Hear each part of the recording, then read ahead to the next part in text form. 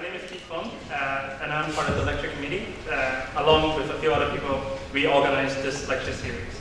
I'm sure you all are very excited about Thomas Thwaite's talk today, but before we start, I'd like to borrow some of your time to give you a sneak peek of what we have planned for 2020. When the lecture committee came together to plan this year's lecture, we took note of there's a huge interest from the student body, both from the bachelor and master, that are interested in seeing design as not merely a service for market and cultural sectors, but also design as a catalyst to questions or address pressing issues that we face as a society, be it political, social, environmental, economical ones. To us, these inquiries call for a different way of understanding existing knowledge. And with that in mind, we were very actively searching for theorists and practitioners who practice or who situate themselves within the edges of design. To name a few, in February, we have Encore Cooler, who is a curator, design educator. So Cooler's work constantly challenges the already established power structure and institutional knowledge. In March,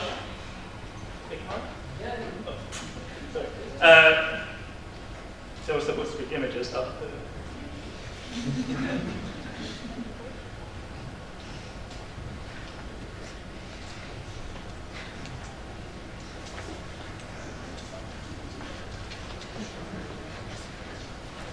I think I'm just going to go on. In March, we have Common Interest and Girl Like Us. Common Interest is a non-profit design research studio in which they see design research as an activism tool to address issues around collective building and commoning knowledge. And Girl Like Us is an independent magazine that turns the spotlights into the expanding community of women of all gender within arts and culture. In May, we have Julia Lockman, researcher, designers, founder of the Department of CV. She's coming to speak about how design has become more and more transdisciplinary, and even within her own practice, she's finding new ways of engaging others, including citizens, politicians who actually have greater power to change in other domains beyond design.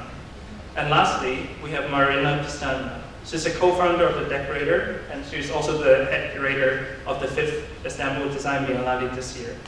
Her work often deals with installation and exhibition as a medium to play with the notion of fiction and reality. And back to today, we have Thomas Thwaite. Thomas needs no introduction. If you're in design, you probably heard about one of his 2 projects, the Toaster Project or the Goatman. But need not to mention, he's also the recipient of the IG Nobel Prize of 2017, a prize awarded annually since 1991 to celebrate unusual achievement in scientific research. Or as they put it, make people laugh, then make people think. So without further ado, please help me welcome Thomas.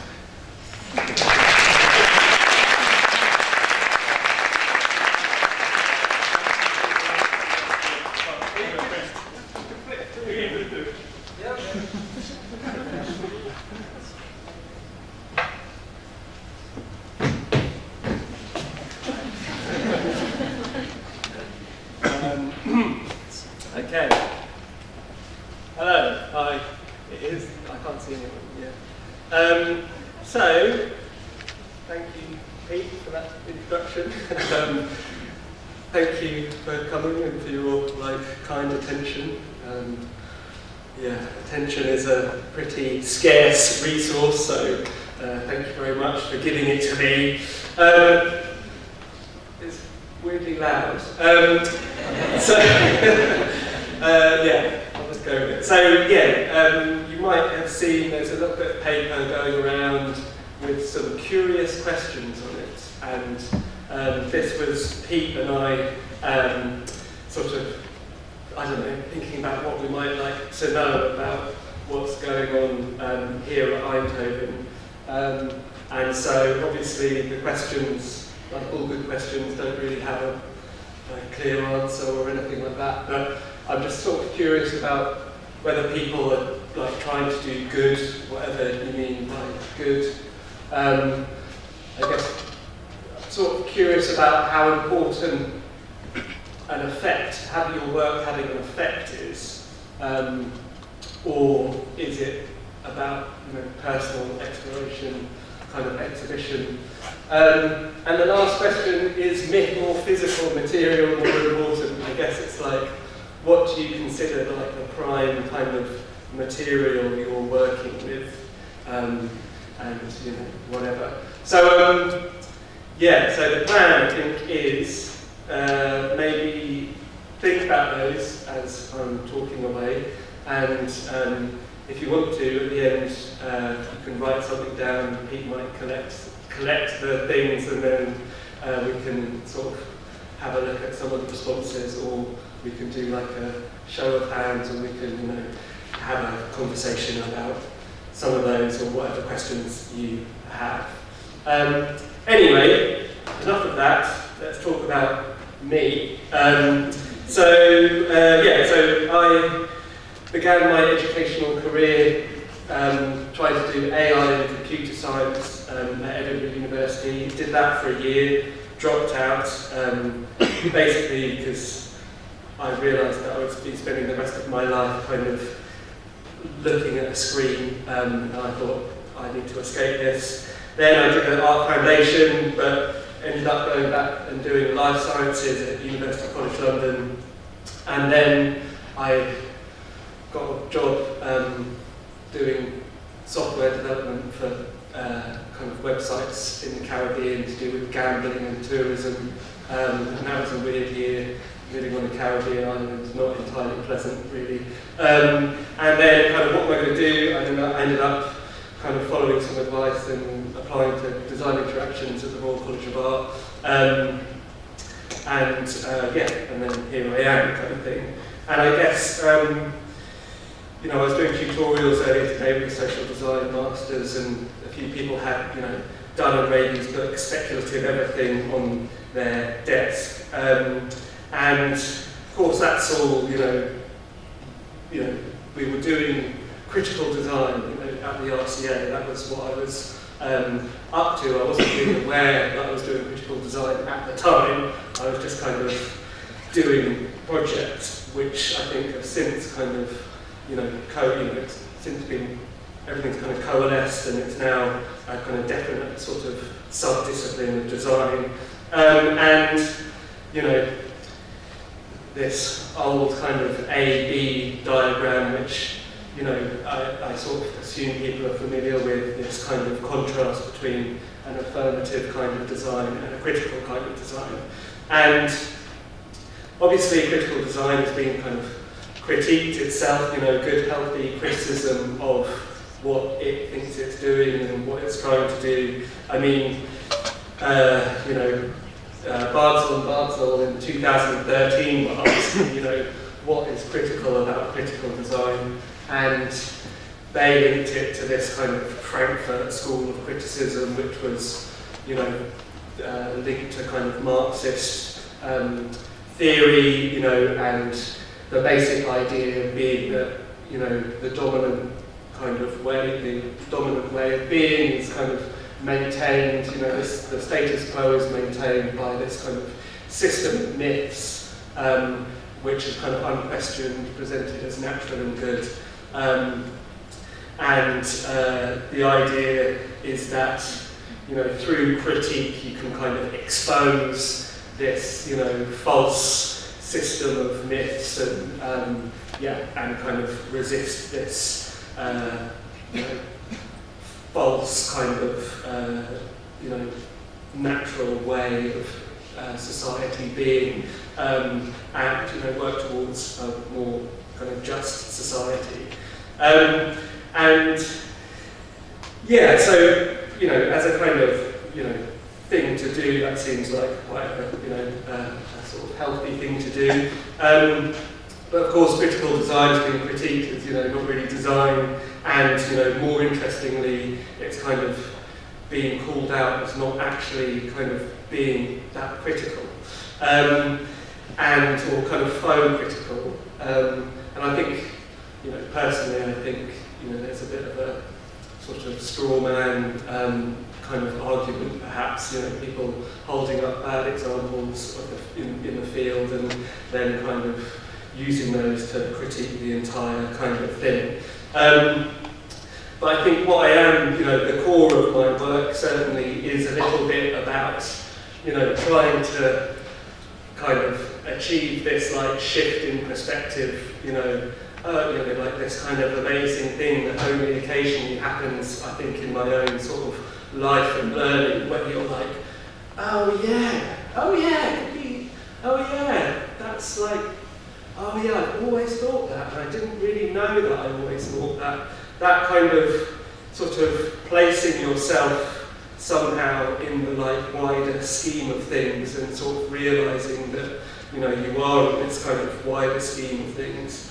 And so, I've done various projects, some of them kind of more or less successful at doing this, and some of them more focused, I suppose, on my own like exploration, and some of them more concerned with trying to, provoke this kind of shift in like a wider audience. And so I think, for example, this kind of quick project I did ages ago, which is, just some wallpaper, but it's basically wallpaper which is also a big calendar, and so it's like a lifetime, those kind of year-to-view planners, but it's expanded, kind of 2 centuries before and 2 centuries after the present day, depending on how high your wall is. And it's just to try and get that, like, feeling of like, oh yeah, that's, that kind of shift in perspective. And I quite enjoy, like, imagining, or understanding and realising that I'm going to die, and, something else will happen.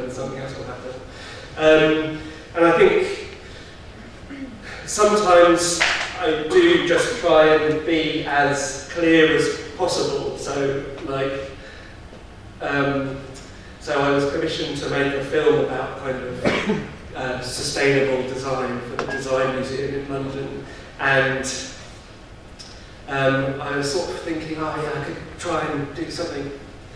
I didn't know, what could I do? And then I sort of thought, you know what, I'm just going to try and be as clear as possible and just sort of follow my own, like, learning, and just kind of go and interview people, and be critical, but also be, like, clear somehow. And the film starts, it's a kind of triptych, so you can't really see, it kind of extends out there, but the film starts with this kind of timeline of the last 20,000 years of like human sort of civilization, like birth of Jesus, etc., etc.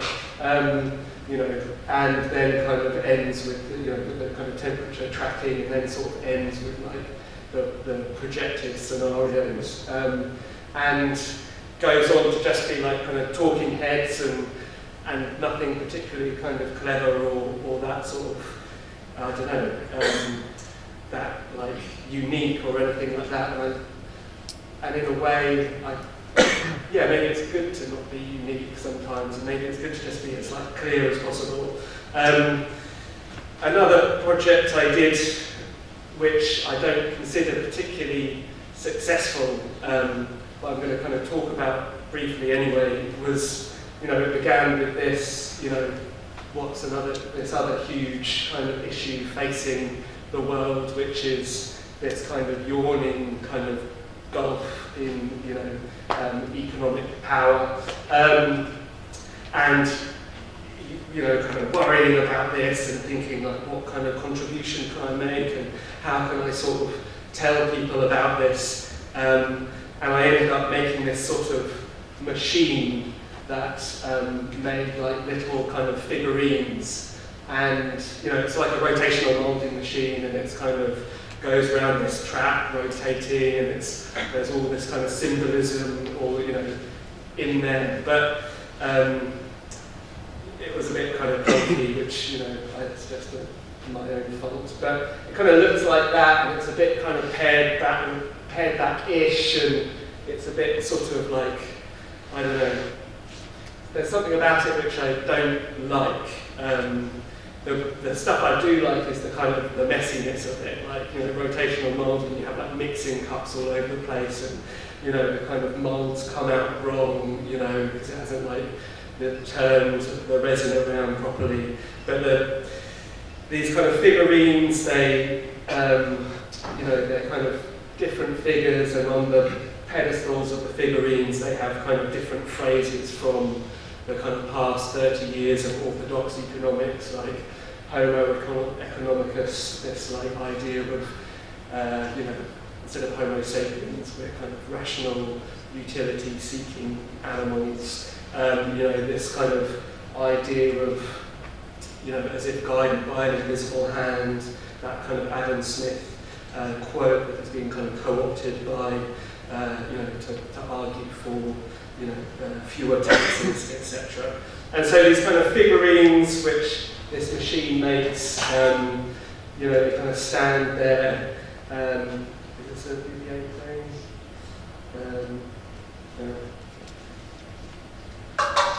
There. Okay, and they kind of stand there, and the machine makes them. But somehow, like, it's not really like, does it kind of communicate that way? It sort of illustrates, and it kind of symbolizes, and it's sort of, you know, oh yeah, there's like, you know, vague evidence of like, you know, cursory reading of economic texts, etc. But like, does it kind of communicate? And of course, you know, it's in a gallery, it's like in this kind of, you know, this space where people, you know, where only certain kind of, you know, people go. And, you know, the best thing about it is like that, basically, I think, this idea that, you know, something's, you know, this sort of reversal of what it should be, if you see what I mean. And so, like, there's something, I don't know, it's kind of designy, but, you know, it's like, looks like design-ish in a gallery, but there's something unsatisfying about it.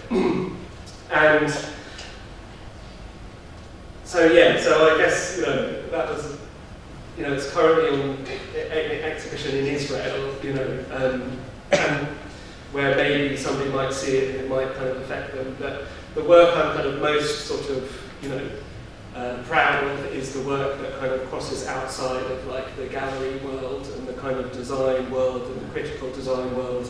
And so, you know, the Toaster project was one of those things, and Pete says that everybody, you know, knows about this project already, but I'm not entirely sure that's true, so I'm going to talk about it anyway, and then I'm going to talk about talking about it. So this project, yeah, I did it in 2009, it was my graduation project at the RCA, I'm still talking about it, yeah, and it begins sort of with this like, you know, like naive, slightly teenagey idea of like, yeah, I just want to like forget all of this kind of complexity of design and manufacture and just kind of make something myself, you know. And so, yeah, so I'll kind of skip through. So I decided to make this, you know, cheap electric toaster myself. And I think even at this point I sort of had an idea about, you know, something irritating that I was finding irritating about sort of the kind of environmental sort of debate going on at the time. This, you know, this kind of like, very localized sort of solutions to like these kind of global problems. But, you know, I sort of also really wanted just for fun to like, you know, be as though on a desert island and just sort of, you know, could I survive sort of thing. So I went and bought the cheapest electric toaster I could find, and, you know, you take apart one of these things and there's like, you know, 400 different bits in it and, you know, all sorts of different materials. And,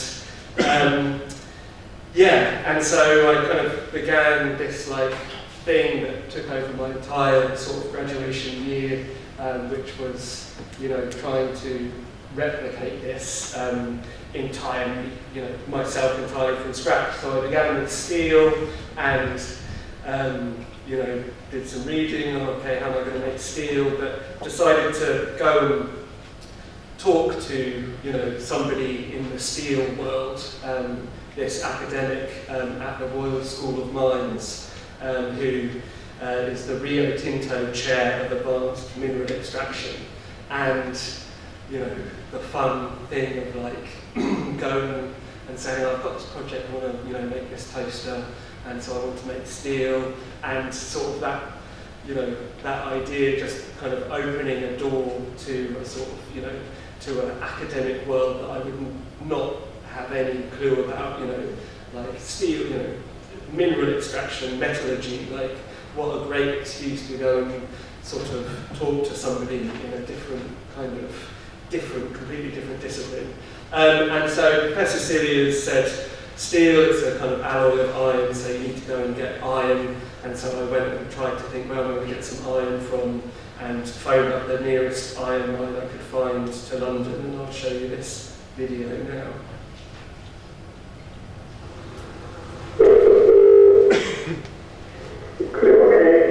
Hello, can I speak to Jonathan, please? He's underground at the moment. Oh, he's underground. Ah, well, I'm sort of embarking on a project. I'm trying to make a toaster, and I need to get some iron ore to make the steel bits inside the toaster. Yeah.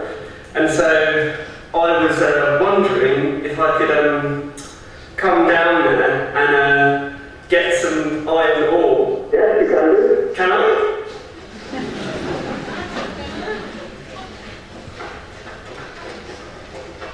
Bed of limestone mill with creased limestone, and that was produced by sea creatures 350 million years ago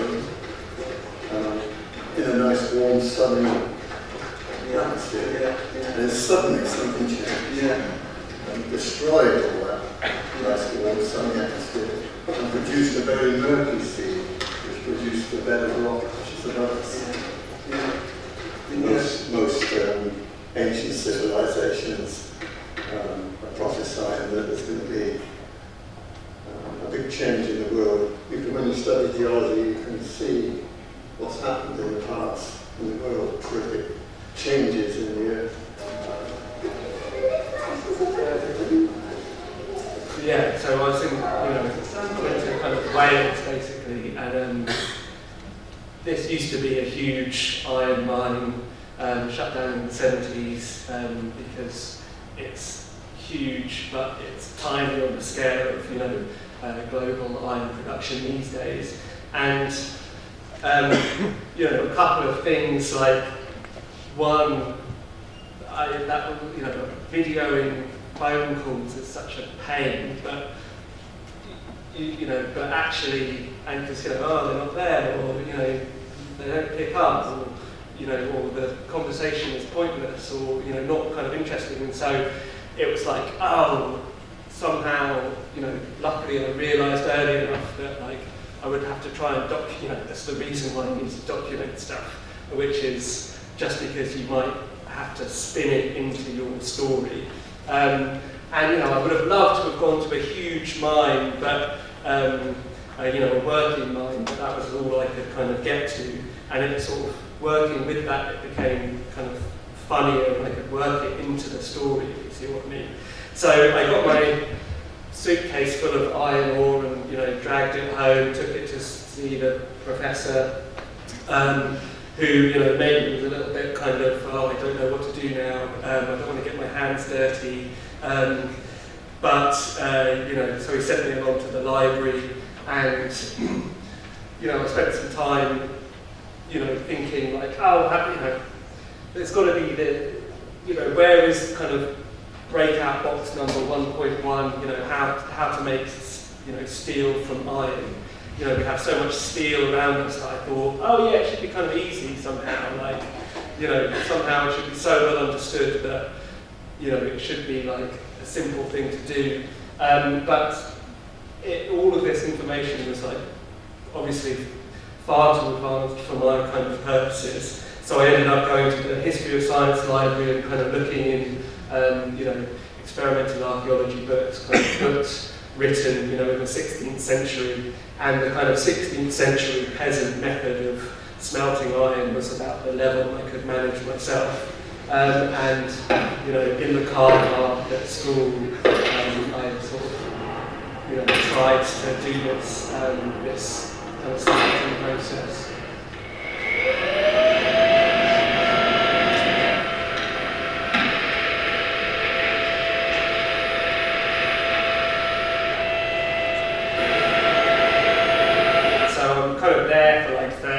hours, you know, late into the night, doing that whole kind of thing, you know. And, you know, I definitely got up to the, you know, the right temperature because not only did I melt my, you know, I basically melted my furnace. And then once everything had cooled, kind of looking through the kind of the rubble, I found this. And initially I was like, my God, I've done it, you know, I'm a genius, I did it first time, you know, straight to the Iron Age. Why did it take us so long? I don't really understand. Because, you know, this kind of oxide red rock had changed into this metallic grey kind of lump, and, you know, it was magnetic and tasted of metal. But when I actually started to try and, you know, use it, heat it up and kind of hit it on an anvil, it would just kind of shatter. And so I quickly realised that this was nowhere near kind of pure enough to, you know, to count as metal. And so you know, what do you do? Oh, I failed at the first hurdle kind of thing. But I sort of thought, you know, after reading quite a lot, you know, I realised that even if I kind of built another furnace and went and, you know, got some more iron ore and did the whole thing again, you know, I might fail again, and then again and again and again and again, because basically I needed to have done like a sort of apprenticeship with a kind of 16th century peasant smelter to sort of understand, you know, how to do this, how to kind of do this process. And it was like that sort of, oh yeah, people in the past weren't more stupid than us kind of thing. Like, it sounds like a sort of, you know, but I think subconsciously I had sort of thought that.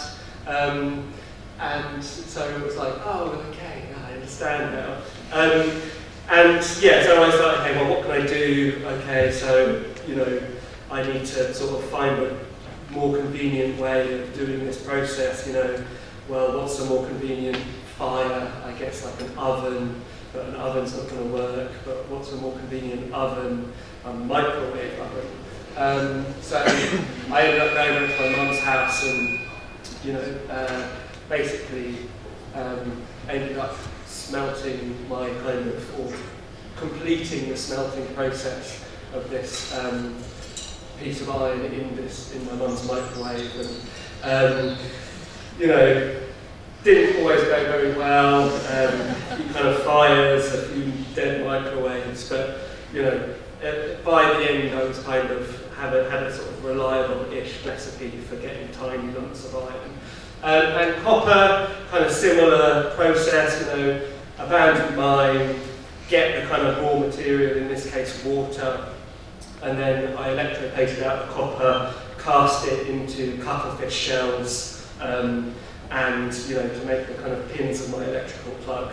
And then mica, which is this kind of useful heat and electrically resistant mineral, that involved going up to the Highlands of Scotland to an old abandoned quarry to sort of find this like mica in its raw form.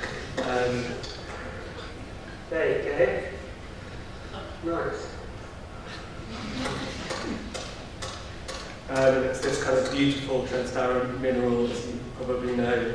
And plastic, you know, I was determined to try and make plastic, and I wanted it to be from a fossil fuel, so I phoned up BP and tried to convince their PR office to fly me to an oil rig so I could get like a jug of oil, but the PR guy wasn't having any of it really, and you know, so then I started, you know, went on to bioplastics, you know, but you know, I would tip them into this kind of compression mold that I'd made to kind of cast the sort of plastic case, and the bioplastics just weren't working out right at all. They would just kind of crack.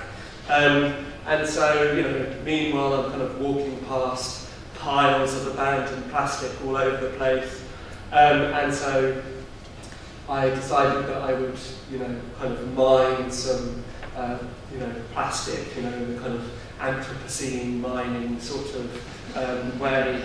But I decided I would go up and see a kind of plastics recycling firm in Manchester who kind of, deal with the products of the kind of WEEE legislation in Europe, that like Waste Electrical and Electronic Equipment Directive, which originally was going to lead to a kind of very circular kind of closed loop system, like manufacturers were meant to kind of take back the products that they had originally put on the market, but due to kind of regulatory capture, basically lobbying, that didn't happen. So I had this conversation with the manager about everything into the melting pot together will divide up that huge tonnage according to the market share that we've got on the market, and then you just have to buy evidence from a compliance scheme to show that you've done it.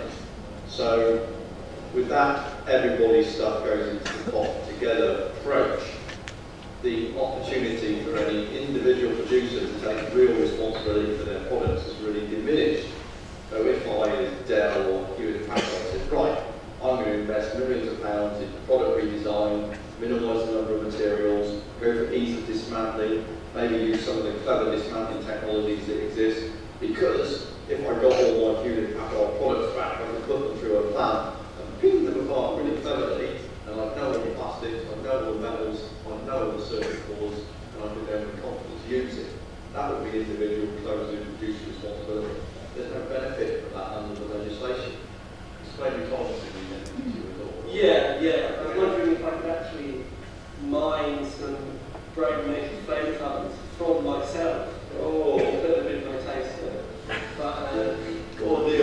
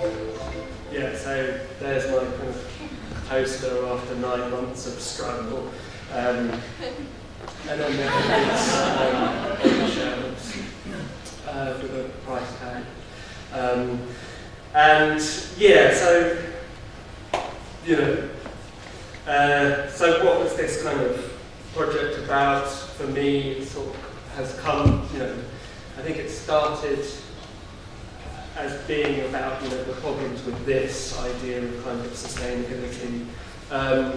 And I think it's also an attempt at like this sort of understanding this like impossibly connected world that is in every single thing and in all of us, if you see what I mean, not just like connected globally across, space, but also very much kind of connected through time to like, the earliest sort of kind of people, working out how to make various metals and this sort of, visceral idea of not really being an individual, but being kind of part of, this sort of, gradual kind of incremental change.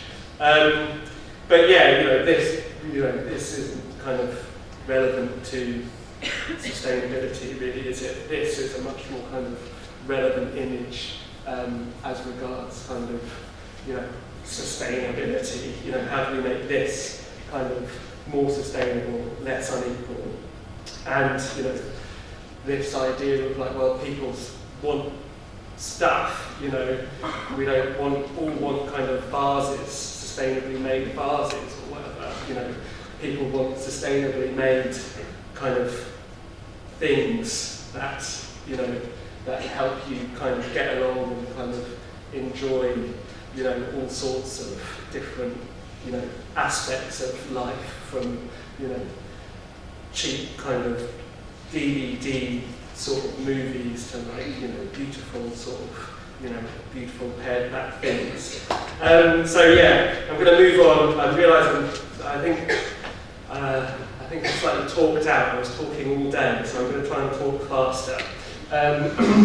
So the project, I'm going to talk about the GOAT project now, and then talk about a little bit about what, you know, since then. But the GOAT project, the beginning of the story is Noggin the dog. The beginning of the project, I don't know where the project began exactly, but the beginning of the story of the project is Noggin the dog, and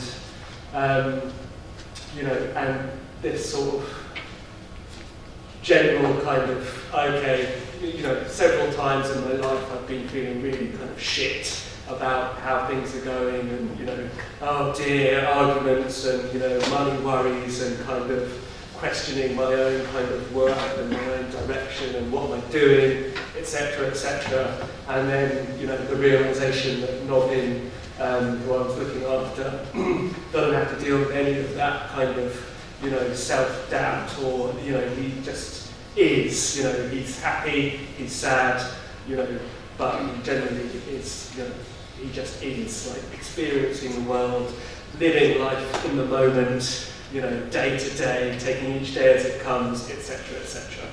And so I had that thought, you know, Noggin, you know, you don't know how lucky you are. And it's this kind of, you know, philosophical question which has been sort of, you know, discussed over the centuries. You know, is ignorance bliss, or, you know, is it always better to kind of know and, you know, and deal with the kind of struggle? And, you know, people generally come down on the side of it's always better to deal with the struggle. But on the other hand, you know, Noggin has quite a nice life. That it's quite kind of fun, just like bounding around. You know, wouldn't it be kind of cool to just escape?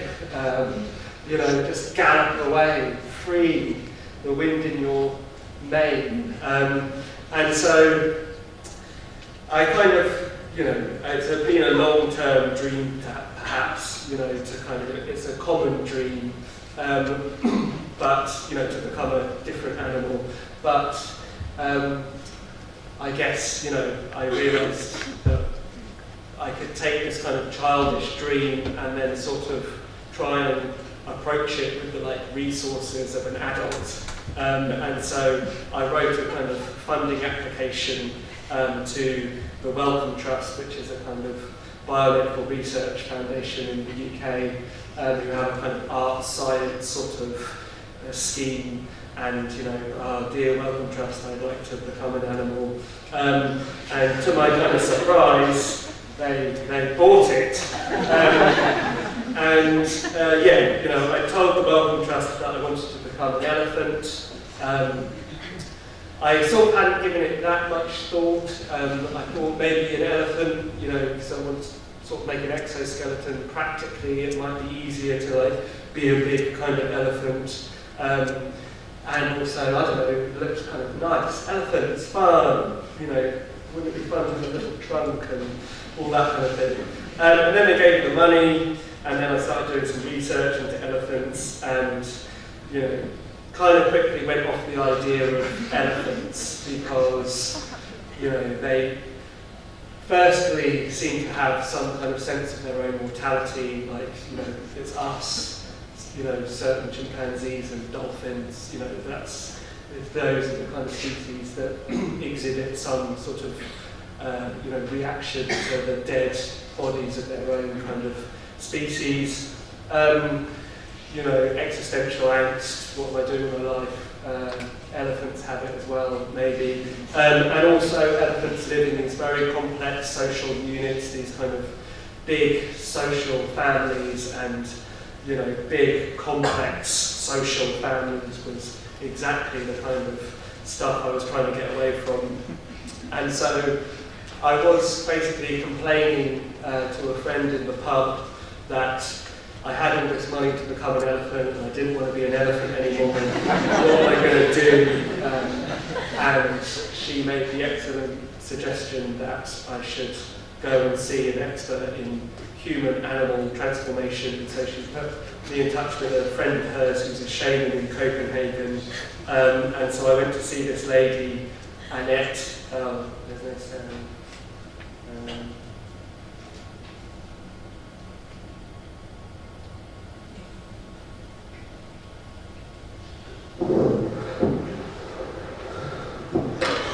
Hello, Annette. Hello. Thank you. It's an amazing little community, sort of houses and so on. Okay. Is it okay if I film it? Or is it okay if I film video things? No. Annette was a kind of is a shamanic practitioner, and she didn't, she thought that video recording devices would kind of disrupt the energy in her house, and I was sort of like, oh God, this is going to be as bad as I thought it's going to be, because I'm not, any kind of mention of energy at that time in my life was, sort of like, oh no, energy, it's like this kind of catch-all sort of term, like, a sort of pseudo-scientific, new age kind of mumbo-jumbo. And so, but I was quickly kind of disavowed of this opinion of Annette, because she totally got what I was, trying to do, and, come to think of it, it does sort of disrupt your conversation when you're being recorded, doesn't it? But she got what I was trying to do, and understood that she was going to have to kind of, meet me halfway somehow. And so she put me onto the work of Renee Willison, who's an anthropologist who spent about a year living with a kind of shamanic people in Siberia, and he's written some brilliant books about that time. He went with the question, how can these, kind of people living in this very extreme environment at the edge of the Russian kind of state, kind of persecuted sometimes, and still surviving, how can these kind of very intelligent people kind of also believe that they transform into different animals? They're kind of, how can they possibly sort of believe that? The sort of colonial anthropologist sort of history of this kind of question is, the answer is something like, yes, the kind of the wise natives, are speaking in metaphor, they have access to knowledge that, we Westerners can't possibly access, that sort of trajectory for an answer. But he, wanted to kind of find a different answer, I suppose, and came back with this idea that it's down to what you define as a person, and the Yukagurs, they define a person in relation to the kind of the context in which that kind of being is, and so they, so rather than kind of defining a person, an ego, as this individual moving around in an environment, they define a person and an environment as kind of, almost, two parts of the same kind of, two sides of the same coin. They define a person as like relational. So you can become a different thing if you change your context to match that of the thing you want to become. So to become an elk, you go into the woods and you kind of behave like an elk, and you're changing your kind of your context, you're changing your relationships to the world, and then you kind of become an elk person. And yeah, it's just for me it was this like, oh, okay, it was like another one of those kind of moments where suddenly it slightly made sense, oh yeah, of course we're not, individuals, obviously, I mean, and yes, we are kind of, and so I can sort of imagine myself becoming, an animal in the same way, we kind of code switch, or we sort of, actors kind of become a character. You just sort of take that even further, and then you are a different animal. And it also pointed out that I was an idiot for thinking I could become an elephant because, I have no shared context with elephants. If I'd grown up as a kind of, a bushman of the Kalahari Desert, then maybe I could become an elephant, but, I didn't. I grew up in the suburbs of London, so I had to become an animal which was much closer to, my sort of context. So she said, what animals do you have in London? Squirrels, you could become a squirrel. And then she sort of said, that's still a bit kind of wild for you, I think. Sort of maybe a sheep. You have sheep in England, and my heart drops because who wants to be a sheep? And the romance of this idea is like draining away. And then she said, okay, actually, why don't you become a goat? And as soon as she said it, I was like, Annette, you've saved the project. Because, goats are so charismatic and such brilliant creatures. And she also pointed out that, my idea was not a new idea at all.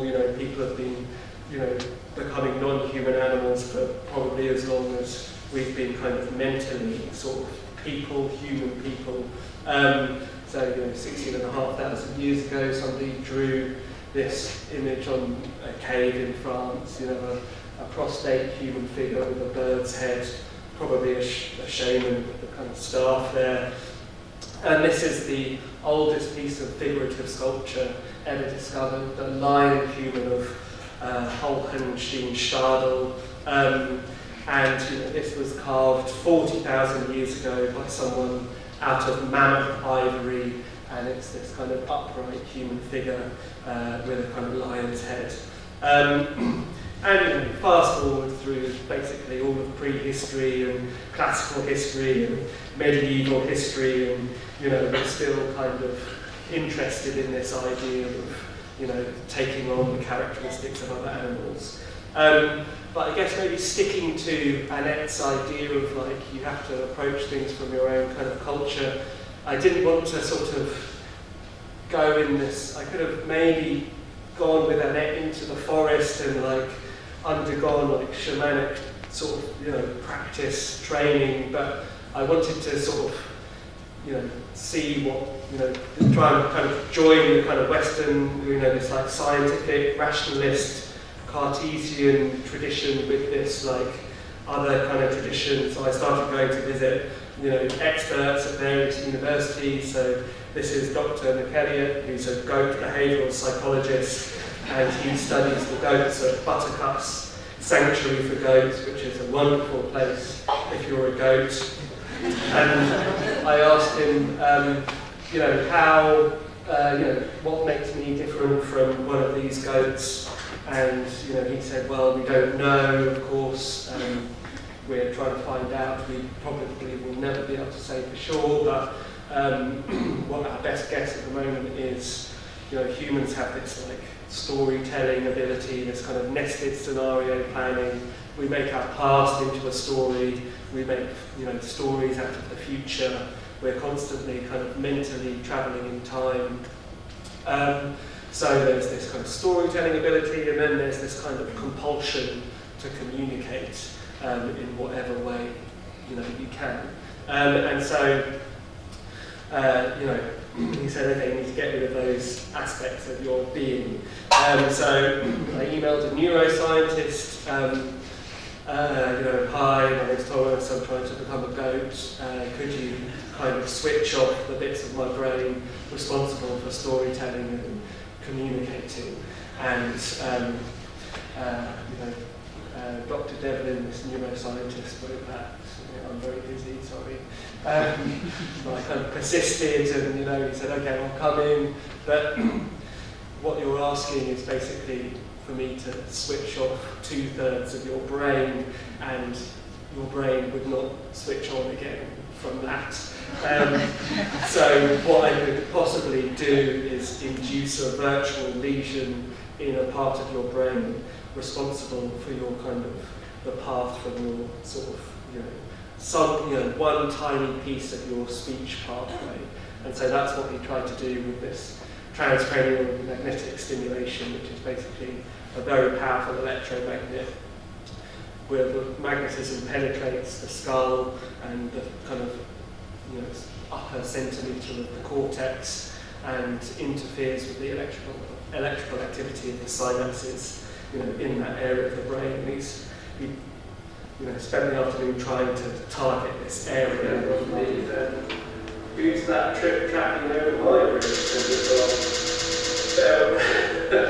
And it's kind of doing it, kind of getting it, and I'm kind of stuttering, but he's also getting the nerves that are running down the side of my face into my teeth, and so it was all quite unpleasant and painful.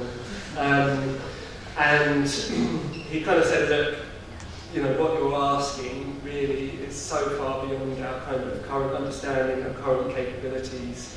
Come back in 50 years and maybe knowledge will have advanced and techniques will have advanced to a stage where we can kind of switch off bits of your brain.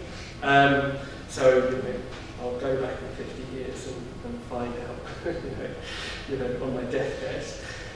Maybe experience a goat, so what it's like to be a goat. So I moved on to body, and body I thought was going to be the easy bit, because we have so much anatomy in common with goats. So I went to the workshop, started kind of knocking up a few exoskeletons, and sort of.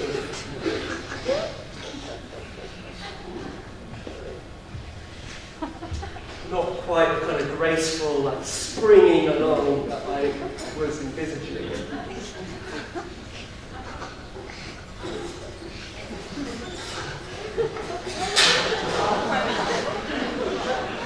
And I was like, okay, I'll be like a hang glider. I'll be like a hang glider with a big sprung kind of bun. I'll just kind of bound along. Anyway, and I've been inspired a little bit by those kind of running robots, from Boston Dynamics, and why am I finding it so difficult? It should be easy for me. If it's they can make a robot do it, I should be able to do it. So I tracked down one of the researchers who worked on early versions of those kind of running robots, who is now at the Royal Veterinary College. And said, what am I doing wrong? I've got so much anatomy in common already. I'm nearly there. Surely it's just a little bit of tweaking here and there. I must be missing something.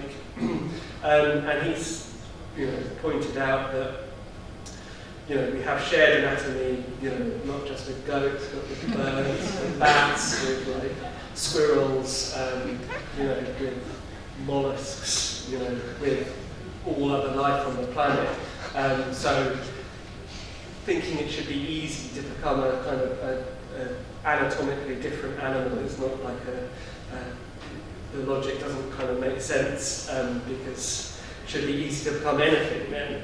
And we're kind of having this conversation as he's like showing me around his place of work, casually walk into a building and there's like a pair of horses' hooves in a wheelbarrow. It gets a bit gory now, if you're sensitive. And there's, he's in the middle of dissecting a snow leopard, and off to the side there's a whole horse hung up by its tendon, and dogs being dissected, and a llama being dissected. And so I said, like, how many goats do you dissect? And he said, well, we've never dissected a goat. And so I said, well, could we? And he said, yeah, sure, if you bring in a dead goat, we can dissect it. So I started thinking, okay, where can I get a dead goat from? So I went back to Buttercup, and had this difficult conversation with the kind of owner of this sanctuary. Would it be okay to dissect a goat? And it's like all of these goats have names, and it's a very different thing, and something has a name. And there was one goat called Venus who was dying of a kind of wasting disease, and they weren't sure what it was. And so they said, okay, you can take Venus's body when she dies, as long as you get the vets to do a biopsy and tell us what she died from, because we're worried about it transmissibility to the rest of the herd.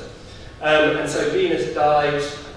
Unfortunately, she died on a Sunday, so she had to spend the night in my fridge. And then the next day, I took her to the veterinary college, and there begins this kind of interesting kind of transformation from thing with a name to thing which is very familiar, from like butchers and so on. You don't have to walk far to find this kind of thing, a billion animals killed a year. But it was also this like very interesting, kind of sort of learning in like the difference between a kind of engineered hinge and a biological hinge, and just how complex the shape of a biological hinge is. A girl that was helping me with the dissection was like doing her PhD, and her PhD was on the kneecaps of certain species. The whole 4 years, about the kind of geometry of kneecaps. Venus's brain, a bit, a tenth of the volume of the human brain.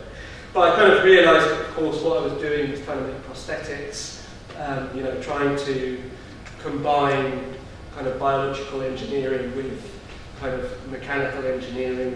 This is what prosthetists do. So I tracked down some prosthetists that I thought might be interested in the project, and to my delight they were. And they invited me up for a consultation, and I went up there and they took a cast of my limbs and said, okay, we'll make you some legs, come back in a month or so.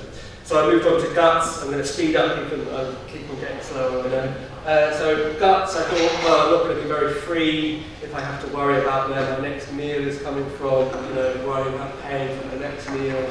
The ultimate freedom is just to be able to eat plants anywhere.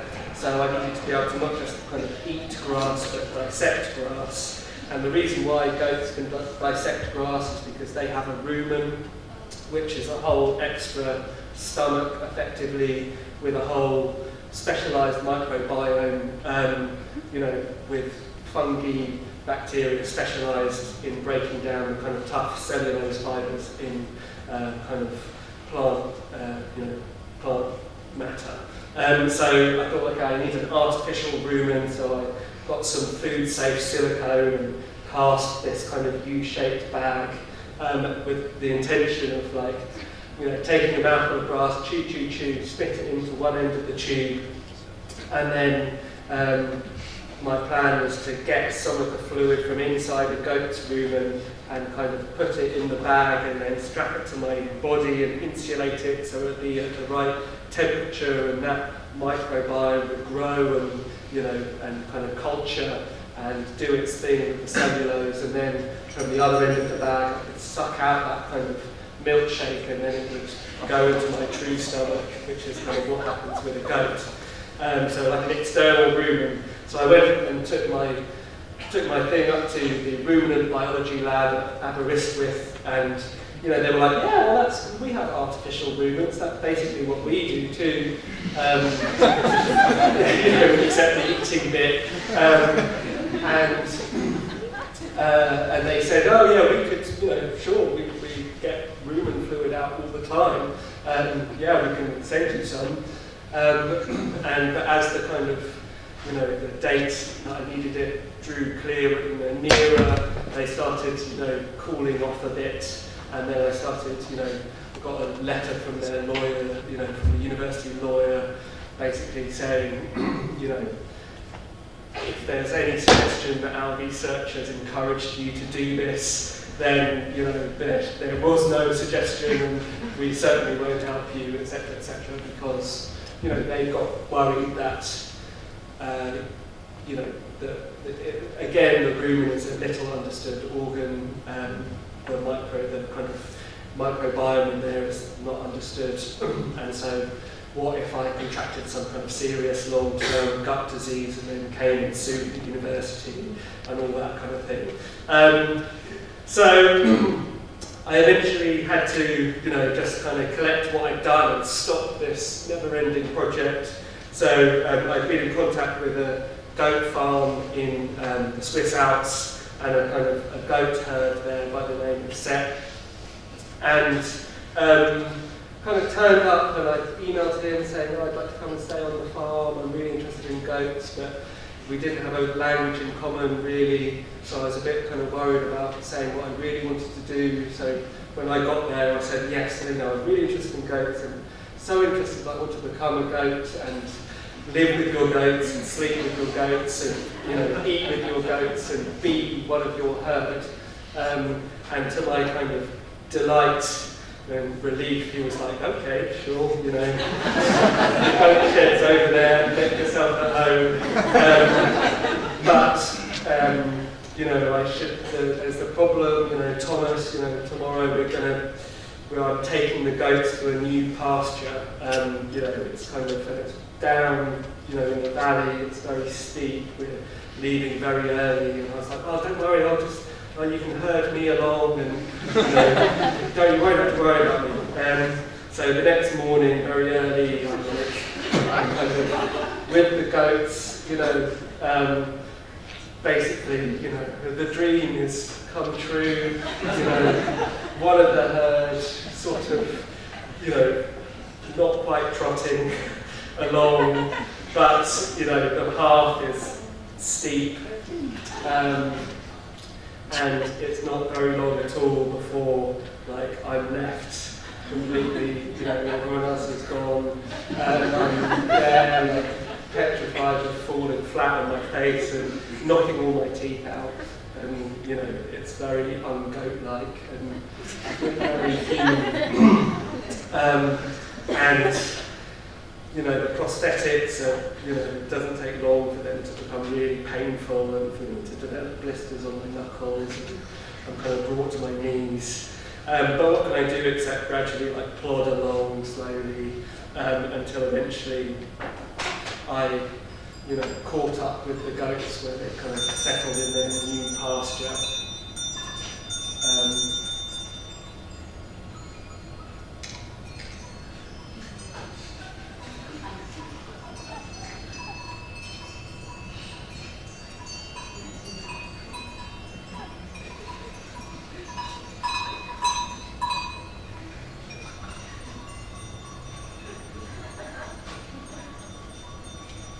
And so I'm with these goats for 3 days, sort of sleeping in the same shed and trying to forget that I'm a human.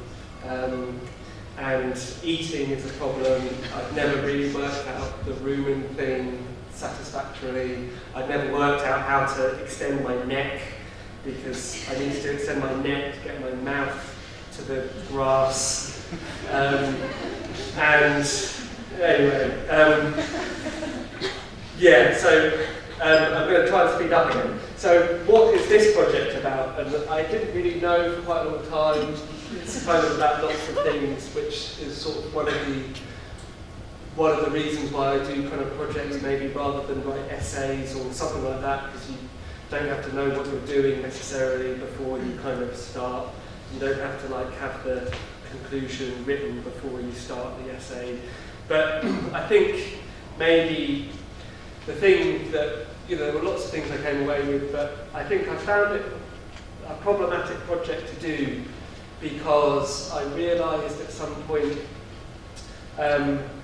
that, it was kind of slightly attacking one of my subconscious myths, and so, and the subconscious myth is basically, comes from like this sort of thing, what happens, we like to extrapolate graphs, and so, what happens if we just kind of extrapolate this graph, into the future? Well, I kind of think you get to this, which I grew up watching, after school, and space, the final frontier. These are the voyages of the Starship Enterprise. Its continuing mission to explore strange new worlds, to seek out new life and new civilizations, to boldly go where no one has gone before. So this is like the next generation, and it's. Did everyone else watch this? Anyway, it's like pre-9/11 American science fiction series, so it's not that complicated. It's like basically a utopian vision of humanity's future.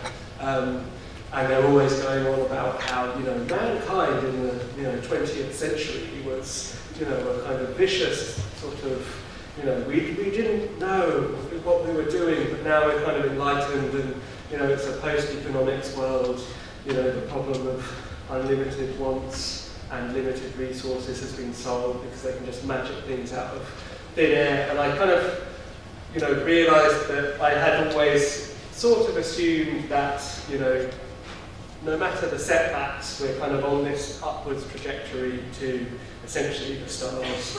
And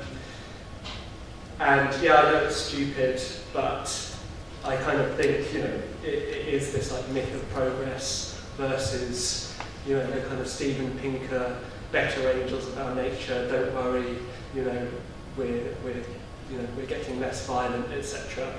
But this idea of kind of evolution of the species, the kind of the post-human, the transhuman, not just 2 hands, but 3. 3 is better than 2. And this is Stella in 1991. And yeah, I sort of realised that I did have that in me. This like, it's going to be okay. I'm part of something bigger. This like, don't worry. And it kind of, relates to this. Ernest Becker, the sociologist who wrote The Denial of Death, who kind of said that we are gods with anuses. On the one hand, we're like, this like amazing creature, visionary sort of Star Trek thing, but also, we shit and we die.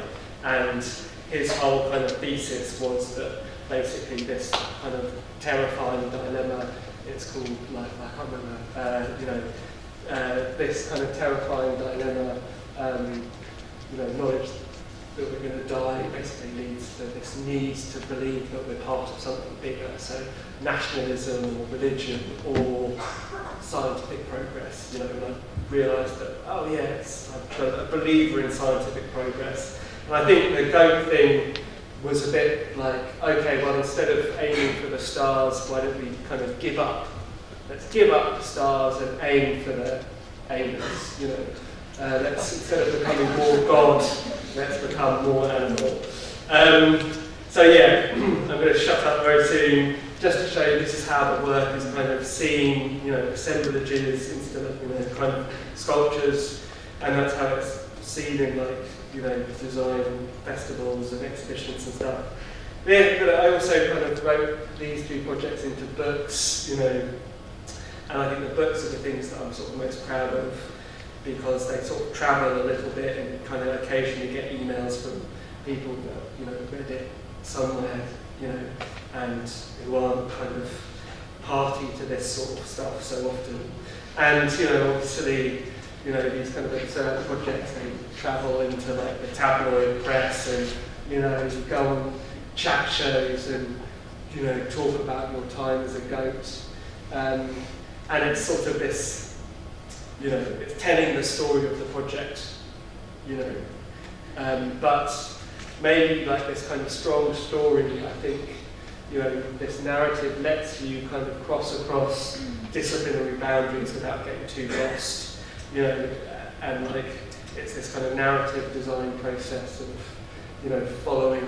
I didn't really realise I was doing it with the toaster, but with the goat I was a little bit more aware that, you need a character with a struggle, and, it's this classic story form. And so some like communication project strategies I sort of, think of sometimes, and might have said to some of the people I'm talking to today, is like, actually doing it is a communication tool, even if it's essentially a speculative project.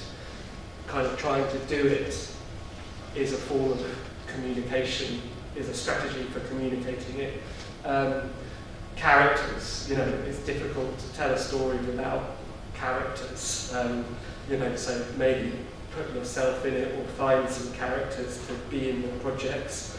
I don't know, I'm pretty unpolished, try and be open, somehow I've done projects where you need to do a lot of reading to understand it, but really, the projects that work best for me anyway are like the ones where the depth comes after you're in the project. Make it funny, blah blah. And kind of, I guess, acknowledge and explore your own complexity and hypocrisy. Hypocrisy is a good, my own hypocrisy is a good like starting point for projects for me. And then I think lastly, if you take it seriously, don't pretend to do something, but sort of do something, kind of do something. And try to not be faux interesting. And I'm going to leave it there. So, can we have the lights up?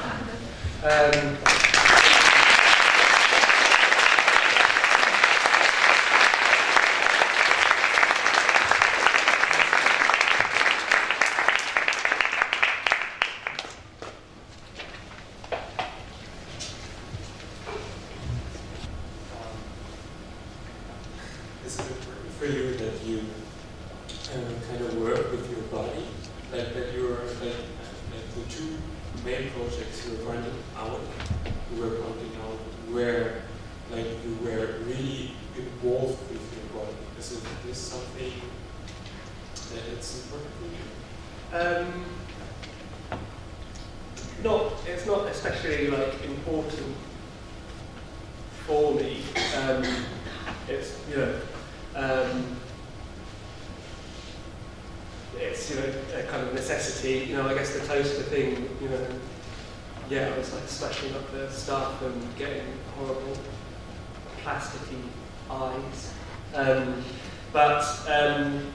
It's not. It's just like a necessity, and obviously the goat was about trying to become a goat, so that was. But it's not a necessity for me, but maybe it is relatable, certainly, like, feeling someone's, like, watching someone try to do something is a sort of, empathetic thing. And so it's kind of quite good for a kind of project and as a sort of, means of communication. But like I was in The Hague yesterday and went to an exhibition at West, and there's I can't remember their name, a performance artist who in the 70s was doing like year-long performance work. Has anyone seen that exhibition? Know the artist? Anyway, and that was endurance art. That was like this guy, one of his performances was he didn't go inside for a year. That's a whole year of not being in cars, tents, caves, you know, anything, you know, for a whole year in New York throughout winter. That's like really exploring your body. And his other performance, I'm sorry I can't remember his name. The exhibition is at West, you should go and see it. The other performance was he clocked in every hour for a whole year, including through the night. This like intense kind of physical activity, but for me it's not really about endurance so much. It's like I want to, you know, use this activity to say something else other than like empathise with my struggle sort of thing. I don't know. Yeah, sort of. So no, not really. Here. Yeah. Hi. So maybe it's related to the last question. Like, why didn't you? And you kind of already answered, but why didn't you push more than 3 days the goat experience? I was actually doing it for 6 days, but I was only 3 days with the other goats, so it's a whole other bit of like trying to become a kind of a lone sort of ibex type goat, a different, you know, non-social goat. But it was really tough, you know, like much more difficult than I thought to put, you know, body weight on bits of your body which aren't evolved to take that weight. And yeah, so, you know, so it was really difficult. Painful, you know. Yeah, so I pushed it, but I should have pushed it more, but I'm also a bit of a wimp, you know. So yeah. Like in the video, it looked like you're mostly becoming physically, or trying to physically become a goat. Was there sort of a mental aspect? Yeah, there is, you know, the shaman Annette pointed out early on that to sort of make a mental transition, all of these kind of prosthetics would just be, they would just get in the way. Like, to make a mental transition, you know, you can, you know, there are ways to do that, you know, well understood ways, trance and kind of that sort of approach. So yeah, so I guess my mental thing was more the sort of the neuroscientific thing, like, when I was, you know, with the goats, I was, you know, trying to forget I was a human. Quite difficult to forget you're a human, especially when you're cold and like in pain a bit. And you know, like, okay, how do I enjoy the smell of a goat's breath and not be like made physically kind of sick from it? You see what I mean? Do you think it's reflective of a real goat's life then, that maybe it's not all dreamy? And stuff? Well, no, goats I'm sure enjoy each other's breath. Like, but me, I didn't enjoy goat breath. And did you manage to sort of relate to them in any way? Yeah, well, yeah, and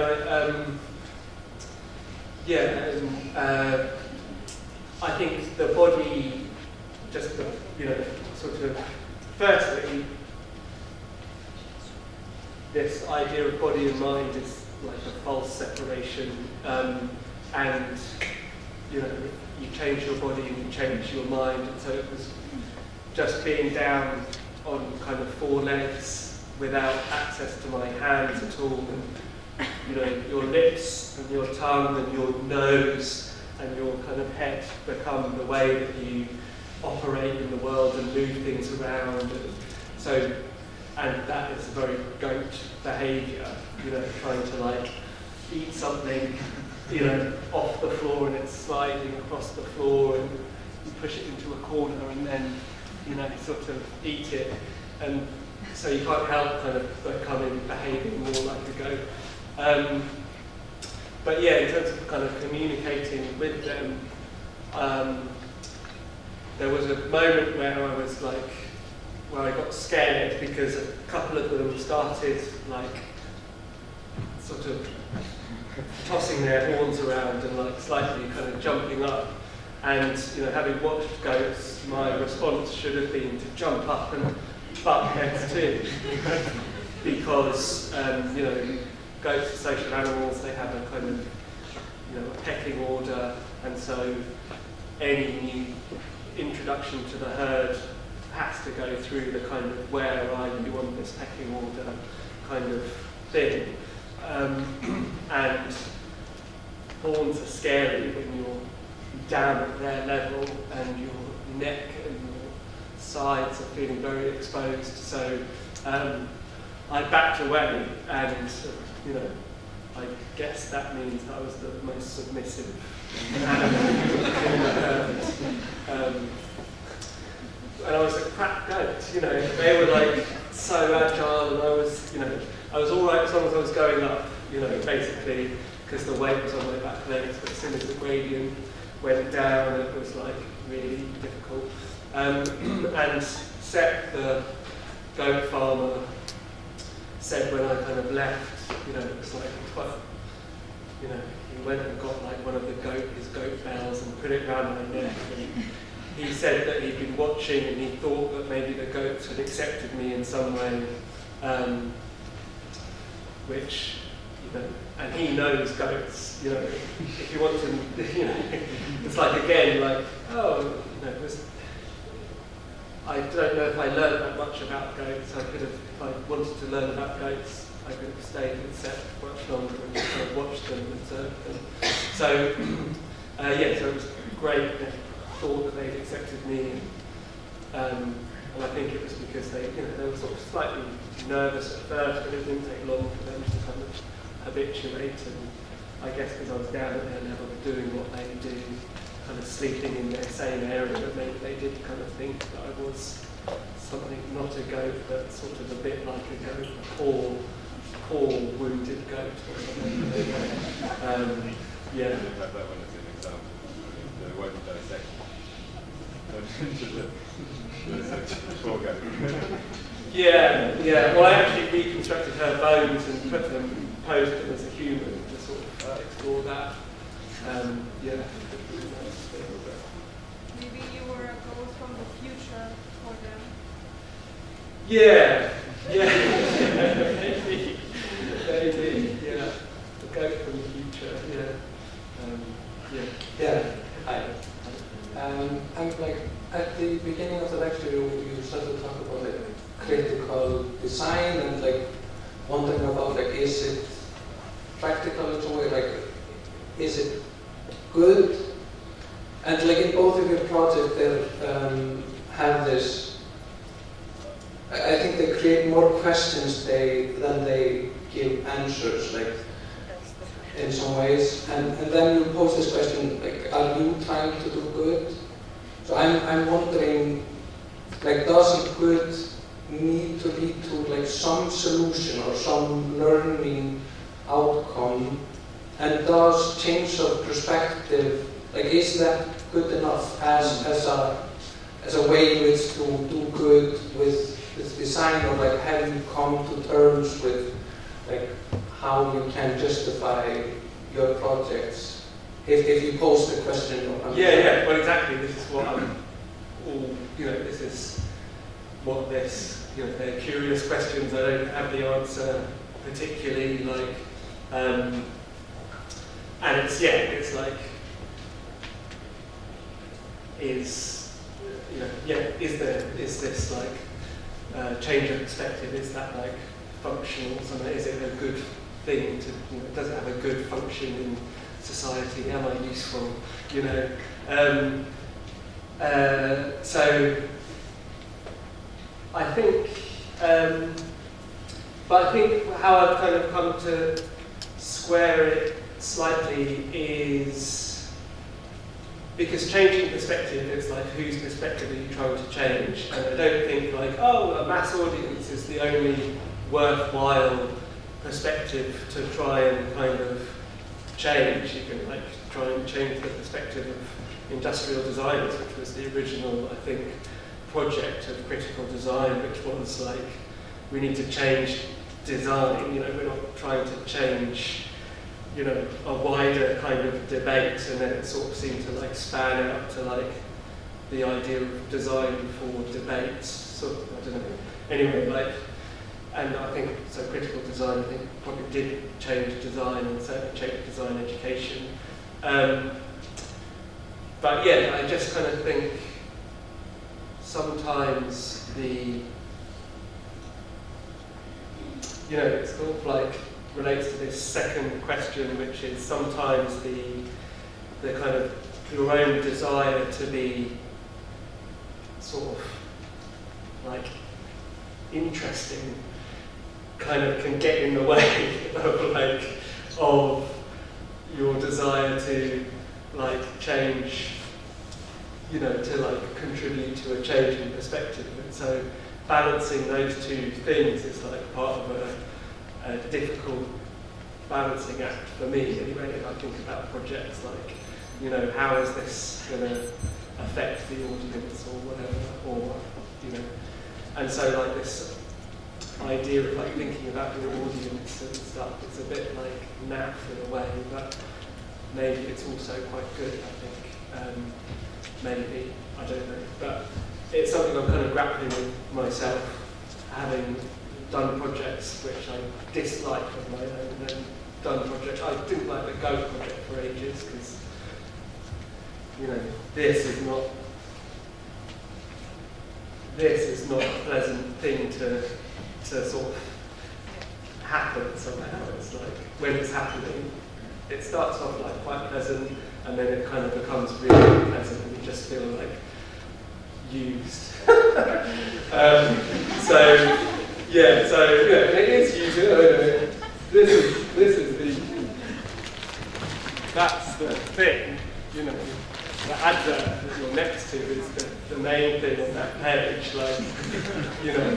And so you start thinking, oh, like kind of wonderful intention to like change people's perspective. It's just like, is it just a kind of filler? Obviously it's the filler between the ads, but is it a distraction between other kind of things, you know, more important news, you know, or whatever. So, you know, but this is why I quite like the book, because you get to sort of explain things a bit more. If anybody wants to leave, by the way, then feel free. But if there are other questions, then that's fine. To rebound on what you just said, at the beginning of your presentation, you said at one point you were going to talk about the Tosca project, and then you said you're going to talk about the fact that you're talking about the Tosca project. Yeah. Yeah. So, could you like develop a bit this?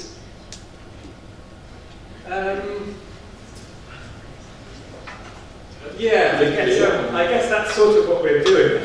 Like, as in some places you can, you know, just like tell the straight story, but then some places it's more interesting to tell the story and then to think about that from a professional standpoint, like, you know, the sort of, you know, the boring necessity of documenting, you know, the kind of, the you know, how you edit and, you know, how you spin a story, you know, out of like disparate bits of, you know, material, like, and, you know, all that kind of stuff. So I guess, you know, the kind of professional techniques of like communication and storytelling, you know, sometimes, you know, some people, you know, when I tell the Toaster Project story, some people, it's like horrible to then say, but of course I knew what I was doing the whole time. They want to believe that you're this eccentric character. And though you might kind of start off like an eccentric character, because I genuinely started off wanting to make a toast, and I genuinely started off wanting to kind of gallop away, like sort of at some point in the project, a professional necessity of like shaping that project kind of takes over from the burst of enthusiasm at the beginning, and then it's like, and then it's sort of like less comfortable to sort of let people believe that you're this like crazy British guy who wanted to become, a goat, and it's like, well, what did you want to do by becoming a goat? And so it's like you're delivering this message, but sometimes when you reveal that you are delivering a message, on purpose, it kind of destroys the message, sort of thing. Or there's don't know if that makes sense.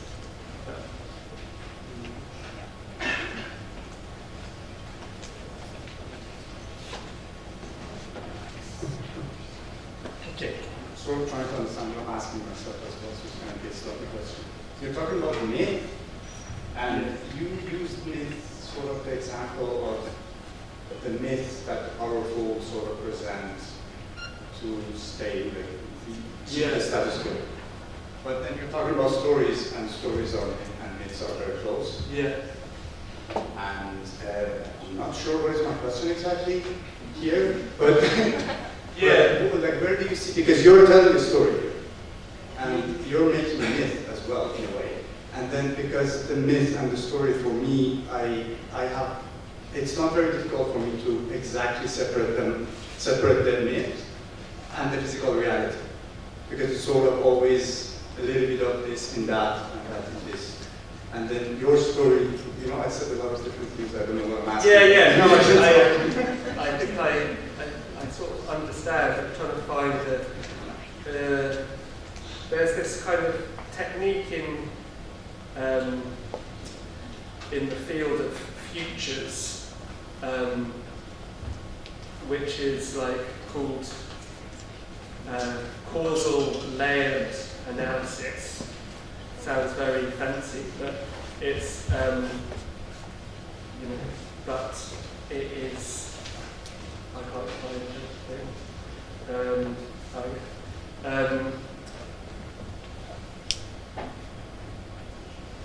And it's just okay. So how do you how do you talk to? Of course, everything. Democracy is a myth. Money is a myth. The law is a myth. The myth, the idea of progress somehow, you can argue is a myth, or you can argue is and it, relates to, realist views of the, can we ever understand the reality of things versus no, we can only take different kind of frame, we can only have different frameworks through which to view reality.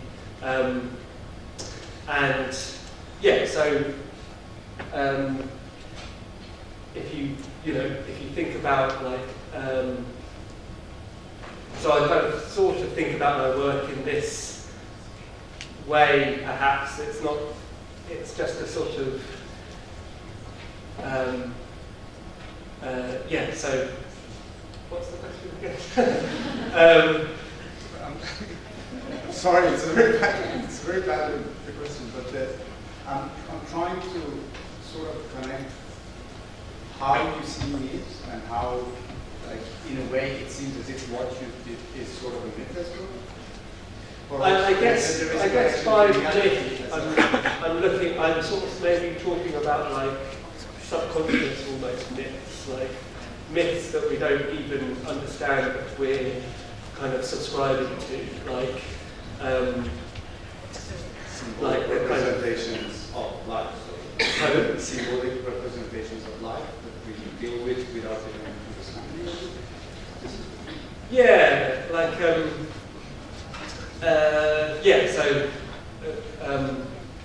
I was sort of talking to someone an architect who had grown up in, or I was listening to her talk, and she was an architect who'd grown up in China, and she said some things about like democracy, which kind of, like my first reaction was like, oh, how dare she say something about, like slightly construed as negative about democracy, and and then my second reaction was like, oh yeah, of course, of course there's this myth of democracy, and it's not a necessary thing at all, but I've been, kind of brought up in this particular framework, and so it's just like the emotional reaction to kind of slightly unquestioned myths and this idea of like,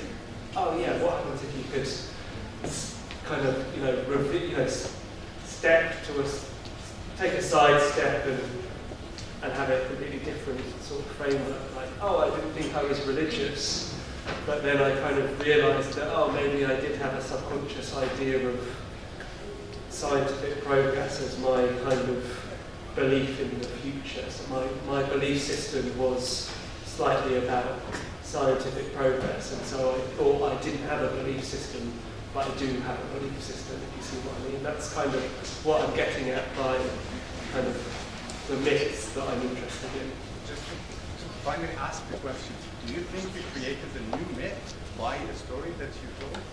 With the ghost story, for example? I think I kind of contributed perhaps to, I like to describe how I think of my work as like a tiny barnacle on the side of a massive tanker, or a massive cargo ship, and the cargo ship of like the direction of culture or the direction that we're sort of going in, and like my work is like maybe a tiny barnacle on one side, sort of maybe slightly adding a little bit of drag in the direction that I think we're kind of going in. So I don't think I've created a new myth. I definitely told the story. I used the story to who knows, in 50 years' time, we might think of ourselves as much more like goats. We might, this divides between humans and non-humans might disappear or whatever, and that would be a change in this kind of fundamental myth. I mean, you wrap up. Yeah.